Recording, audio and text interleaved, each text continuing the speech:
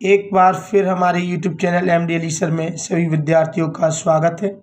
आज हम लाए हैं आपके लिए कक्षा 10वीं का MP बोर्ड एंड NCERT का महत्वपूर्ण सवाल। देखिए, प्रतिस्थापन विधि से हमें हल करना है। निम्न रैखिक समीकरण युग्म को प्रतिस्थापन विधि से हल कीजिए। समीकरण हमारे पास है 3x - y = 3 पहला है और 9x - 3y = 9। देखिए, हमें इसे प्रतिस्थापन विधि से हल करना है। हम किस तरह से हल करेंगे? सबसे पहले हम हल डाल देते हैं। देखिए, अगर आपने हमारा YouTube चैनल अभी तक सब्सक्राइब नहीं किया है तो प्लीज़ हमारे YouTube चैनल को सब्सक्राइब कर लीजिए और देखिए, वीडियो को शेयर जरूर करना देखकर। चलिए, हम यहाँ पे हल कर रहे हैं। हमने पहला समीकरण उतार लिया 3x - y = 3। समीकरण एक नाम दे देंगे इसको हम। दूसरा उतार लेते हैं 9x - 3y = 9। समीकरण हमने 2 ले लिया। हम देखते हैं समीकरण एक हम यहाँ पर कॉपी कर लिया, समीकरण 2 को यहाँ पर हमने कॉपी कर लिया। अब हम ये देखेंगे इसे हमें प्रतिस्थापन विधि से हल करना है, तो यहाँ डाल देते हैं प्रतिस्थापन विधि से। देखिए, प्रतिस्थापन विधि में सबसे पहले मैंने आपको बताया कि सबसे पहले समीकरण एक को हल करें। चलिए, हम समीकरण एक को हल करते हैं।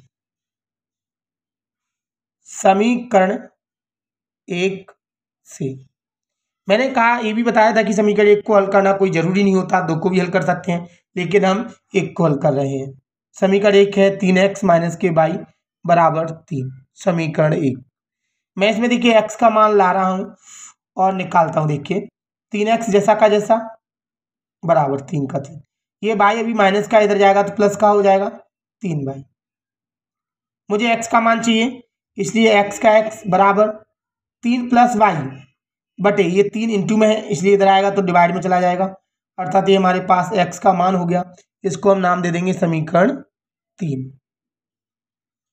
चलिए, हम आगे हल करते हैं। ये जो हमने x का मान निकाला है, हमने ये समीकरण 1 से निकाला है, इसलिए x का मान समीकरण 2 में प्रतिस्थापित किया जाएगा। तो हम यहां लिख देते हैं x का मान समीकरण 2 में प्रतिस्थापित करने पर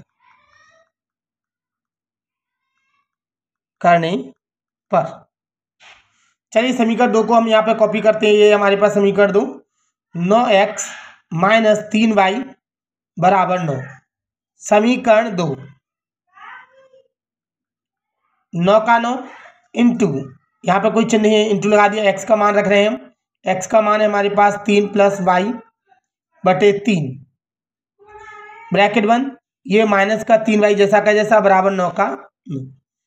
देखिए, 3 से इसको हम काट सकते हैं 3 बार में, 3 × 9 हमारे पास आया 3 into 3 + y bracket minus 3y = 9। अब हम यहाँ पर देख सकते हैं, इस 3 का मैं इससे गुणा करूंगा, 3 का इससे 3 से गुणा करेंगे तो 9 हो जाएगा, प्लस 3 का y से गुणा करेंगे तो 3y हो जाएगा, माइनस 3y = 9 का 9। आप देखेंगे 3y प्लस का है, 3y माइनस का, अर्थात ये घटेगा तो 0 हो जाएगा। हमारे पास यहाँ पे बचता है 9 = 9। हम देखेंगे इसमें x और y यानी कोई चर राशि नहीं बच रही है, अर्थात चर और का हम कोई मान नहीं निकाल सकते, अर्थात x और y का कोई मान नहीं ज्ञात किया जा सकता। ये दोनों एक दूसरे के बराबर आ रहे हैं, अर्थात हम कहेंगे ये अपरिमित रूप से अनेक हल होंगे, अर्थात इसका कोई निश्चित हल नहीं है, इसलिए इसका हल ज्ञात नहीं किया जा सकता, अर्थात x और y के कोई निश्चित मान नहीं है। अतः हम कह सकते हैं, अतः समीकरणों के कोई निश्चित मान नहीं है,